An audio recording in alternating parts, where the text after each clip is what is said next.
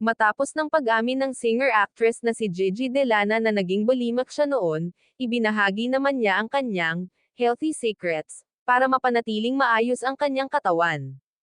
Sa kanyang panayam ni Julius Babaw sa YouTube blog na Unplugged, ipinaliwanag ng singer-actress na magaling na siya mula sa pagiging bulimak at kung paano niya nalagpasan ang nasabing eating disorder. At nakatulong din daw yung pagiging aware niya sa ganitong klase ng sakit. And now, I'm healthier. Gusto ko lang sabihin kasi ang daming nagwo-worry, ang payat-payat mo na. May check-up ako every 6 months and healthy yung katawan ko as in I'm very, very clean. Yung eating habits ko is controlled. Kahit 4 times a day ako kumakain. Aminado si Gigi na hindi lang bulimia ang dahilan ng kanyang drastic na pagpapayat, dahil kasama rin daw dito ang matinding stress na naranasan niya matapos pumanaw ang kanyang ina.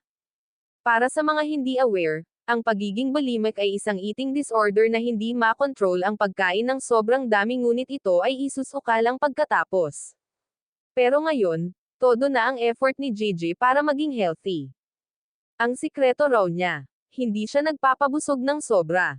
Kapag naramdaman kong may laman na ang tiyan ko na not super full, I'm good. Kasi kapag super full, inaasid din kasi ako. Bukod dyan, may unique health regimen din siyang ginagawa araw-araw. Garlic ibabad mo sa raw honey for 7 days, tapos kainin mo every morning after fermentation, empty stomach ha. Kimchi is also good. Pwede mo silang pagsamahin parang samgyup. Then wait 30 minutes, drink hot water. It eliminates your acid. Well, it works for me. Hindi rin mawawala ang workout sa routine ni Gigi.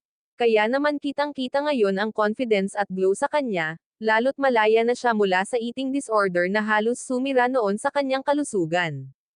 Ang mensahe naman niya sa mga nakakaranas ng parehong sakit, walang mali sa pag-try ng something new.